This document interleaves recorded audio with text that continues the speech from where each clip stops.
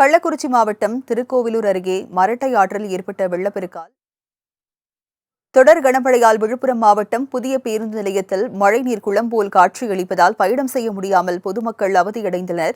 இதுகுறித்த விவரங்களை எமது செய்தியாளர் மானஸ்ராஜ் வழங்க கேட்கலாம். மானஸ்ராஜ், விவரங்கள் என்ன?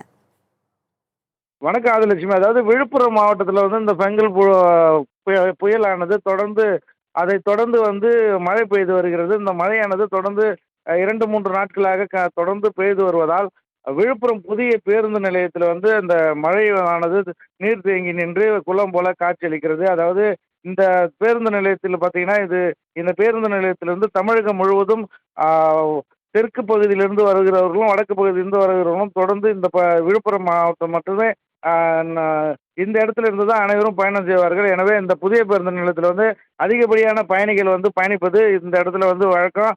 தொடர்ந்து இந்த மழை காரணமாக பொதுமக்கள் ஆங்காங்கே அவர்களுக்கு சொந்த ஊர்களுக்கு செல்வதற்காக இந்த பேருந்து நிலையத்தில் வரும்பொழுது இந்த பேருந்து நிலையமானது மழை நீரால் முழுவதும் சூழ்ந்து இருக்கிறது.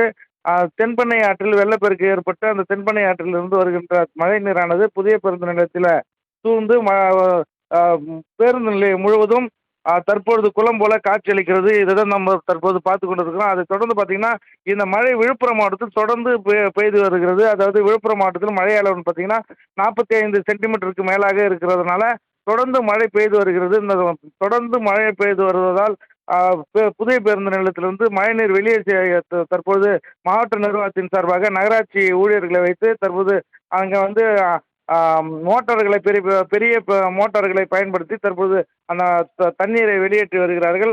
தண்ணீரானது தற்போது வெளியேற்றி வருகிறதுனால பொதுமக்கள் பேருந்து நிலையத்திற்கு உள்ளாக செல்லாமல், அதாவது எந்த பேருந்தும் பேருந்து நிலையத்திற்கு உள்ளாக செல்லாமல் ஒரு குறிப்பிட்ட மாவட்டங்களுக்கு மட்டுமே, சென்னை உள்ளிட்ட பெருநகரங்களுக்கு செல்கிற மாவட்டங்களுக்கு மட்டுமே பேருந்துகள் செல்வதால் அந்த மாவட்டத்திற்கு செல்கிற பேருந்து நிலையத்திற்கு வெளியவே பயணிகளை ஏற்றிச் செல்வதால் பொதுமக்கள் உள்ளே இருக்கிறவர்கள் அவர்களுக்கு அவதியை உற்று இருக்கிறார்கள்.